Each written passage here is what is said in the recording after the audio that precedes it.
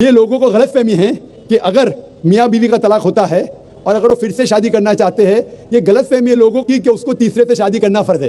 कुरान में साफ तौर पे लिखा हुआ है, सूरह बकरा में सूरा नंबर 2 आयत नंबर 228 से लेकर 242 तक तलाक का पूरा डिटेल दिया गया है, किस तरीके से तलाक दिया जाता है। पहले मैंने कहा था कि आपस में समझौता होना चाहिए, नहीं होता है तो गेट एन आर्बिटर, एक बड़े को बुलाओ, शोहर की तरफ से बीवी की तरफ से समझौता करो, नहीं होता है तो फिर तलाक बोलने के बाद इद्दत के 3 माह है। कुरान में लिखा है सूरह बकरा सूरा नंबर 2 आयत नंबर 228 के 3 माह, 3 महीने, 3 menstrual cycle is the period of इद्दत।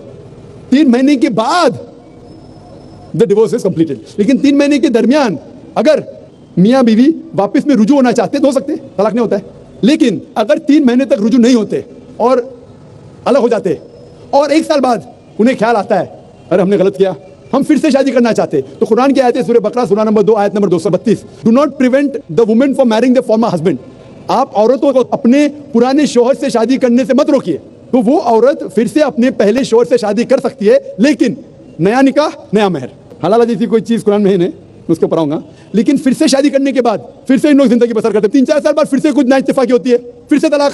वही तरीके से समझौता करो, बड़े को लेके आओ, तलाक बोलो, 3 माह रुको, फिर जाओ, फिर से 2 साल बाद याद आता है नए वापिस से रहेंगे, फिर से शादी कर सकते, फिर निकाह, फिर मेहर, फिर से झगड़ा होता है, फिर तीसरी बार अगर तलाक होता है तो अल्लाह ताला फरमाते सूरह बकरा सूरा नंबर 2 आयत नंबर 230 में कहते हैं कि तीसरी बार अगर तलाक देंगे तो फाइनल। इसके बाद आप फिर से मियाँ बीवी ने, जब तक आप थर्ड को नहीं मैरी करें। इसमें क्यों? ये शादी ब्याह गुड्डा गुड्डी का खेल थोड़ी है। बचपन में गुड्डा गुड्डी का खेल में शादी करो फिर से तलाक दो, एक दिन में 10 बार शादी कर सकते, बराबर ना? ये जिंदगी गुड्डा गुड्डी का खेल थोड़ी है। 3 महीने लगता है तलाक के लिए, इतना टाइम लगता है।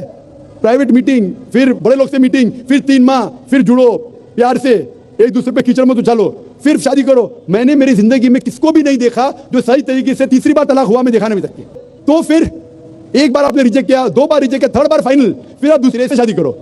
आप प्लान नहीं कर सकते, आप दूसरे से शादी करो और रो। और फिर पता लगा आपको मैं पहले शोहर से नाराज थी, सिर्फ दिन में 6 घंटा देते थे, ये नया शोहर तो 2 घंटा देता है, तो पहला वाला अच्छा।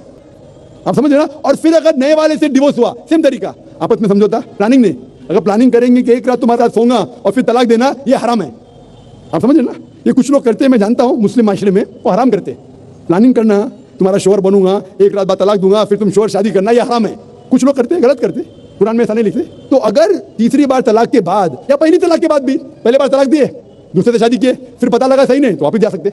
आप समझे ना? तो ये जो है जरूरी है थर्ड पार्टी के पास जाना। अगर 3 बार सही तरीके से तलाक हो तो इस्लाम में इतनी छूट है माशाल्लाह, और इतना सही मजहब है, it's the most practical way of life. Hope that's the question.